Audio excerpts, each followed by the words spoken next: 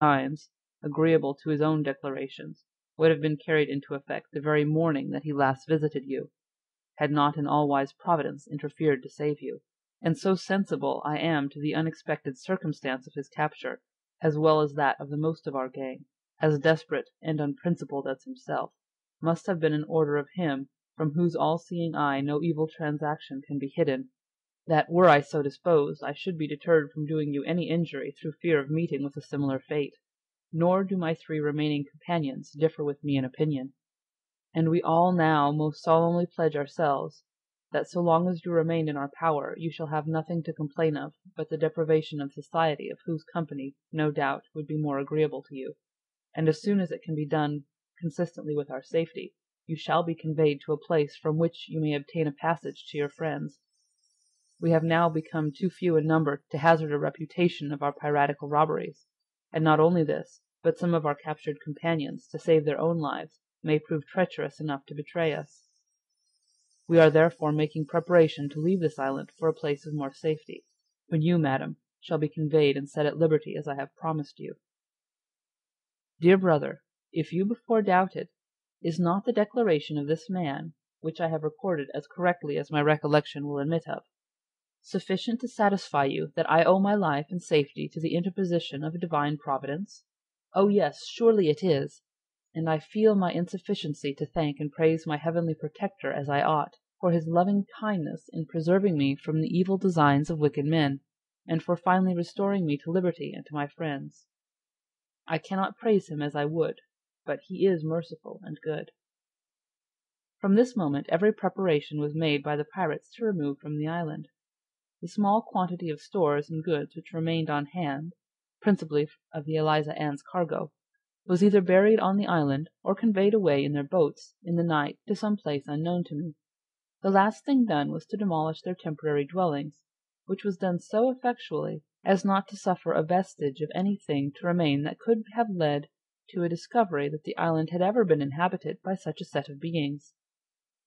11 days from that of the capture of the Eliza Ann, the pirates having previously put on board several bags of dollars, which from the appearance of the former I judged had been concealed in the earth,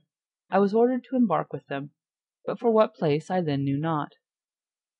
About midnight I was landed on the rocky shores of an island which they informed me was Cuba. They furnished me with a few hard biscuit and a bottle of water, and directed me to proceed early in the morning in a northeast direction, to a house about a mile distant, where I was told I would be well treated and furnished with a guide that would conduct me to Montances. With these directions they left me, and I never saw them more. At daybreak I set out in search of the house to which I had been directed by the pirates, and which I had the good fortune to reach in safety in about an hour and a half.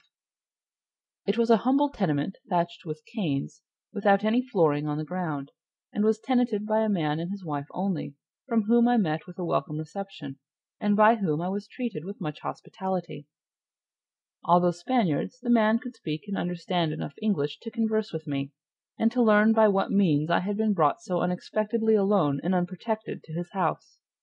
Though it was the same to which I had been directed by the pirates, yet he declared that so far from being in any way connected with them in their piratical robberies, or enjoying any portion of their ill-gotten gain, no one could hold them in greater abhorrence. Whether he was sincere in these declarations or not is well known to him who the lying tongue cannot deceive,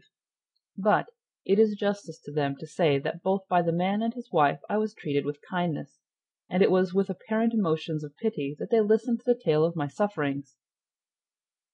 By their earnest request I remained with them until the morning ensuing, when I set out on foot to Montances, accompanied by the Spaniard who had kindly offered to conduct me to that place, which we reached about 7 in the evening the same day. At Montances I found many Americans and Europeans, by whom I was kindly treated, and who proffered their services to restore me to my friends. But as there were no vessels bound direct from thence to Antigua or St. John's, I was persuaded to take passage for Jamaica,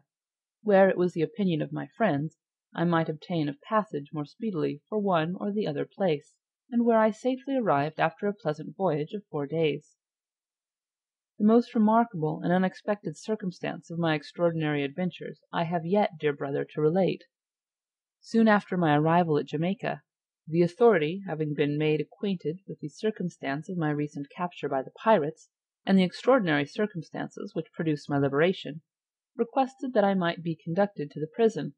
to see if I could, among a number of pirates recently committed, recognize any of those by whom I had been captured. I was accordingly attended by 2 or 3 gentlemen and 2 young ladies, who had politely offered to accompany me, to the prison apartment, on entering which, I not only instantly recognized among a number therein confined the identical savage monster of whom I had so much occasion to speak, the pirates' chief, but the most of those who had composed his gang, and who were captured with him. The sudden and unexpected introduction into their apartment of one whom they had probably in their minds numbered with the victims of their wanton barbarity, produced unquestionably on their minds not an inconsiderable degree of horror as well as surprise, and, considering their condemnation now certain, they had no doubt heaped curses upon their more fortunate companions for sparing the life and setting at liberty one whom an all-wise Providence had conducted to and placed in a situation to bear witness to their unprecedented barbarity. Government having through me obtained the necessary proof of the guilt of these merciless wretches, after a fair and impartial trial they were all condemned to suffer the punishment due to their crimes, and 7 ordered for immediate execution, one of whom was a barbarian, their chief. After the conviction and condemnation of this wretch, in hopes of eluding the course of justice, he made, as I was informed, an attempt on his own life, by inflicting upon himself deep wounds with a knife which he had concealed for that purpose, but in this he was disappointed, the wounds not proving so fatal as he probably anticipated. I never saw this hardened villain or any of his equally criminal companions after their condemnation, although strongly urged to witness their execution, and am therefore indebted to one who daily visited them for the information of their behavior from that period until that of their execution, which, as regarded the former, I was informed was extremely impenitent, while that proceeding to the place of ignominy and death, he talked with shocking unconcern, hinting that by being instrumental in the destruction of so many lives, he had become too hardened and familiar with death to feel much intimidated at its approach. He was attended to the place of execution by a Roman Catholic priest, who, it was said, labored to convince him of the atrociousness of his crimes, but he seemed deaf to all admonition and exhortation, and appeared insensible to the hope of happiness or fear of torment in a future state, and, so far from exhibiting a single symptom of penitence, declared that he knew of but one thing for which he had cause to reproach himself, which was in the sparing of my life and not ordering me to be butchered as the others had been. How awful was the end of the life of this miserable criminal! He looked not with harmony, regard, or a single penitent feeling toward one human being in the last agonies of an ignominious death.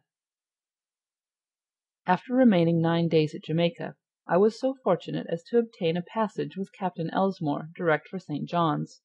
The thoughts of once more returning home, and of so soon joining my anxious friends, when I could have an opportunity to communicate to my aged parents, to a beloved sister, and a large circle of acquaintances, the sad tale of the misfortunes which had attended me since I bid them adieu,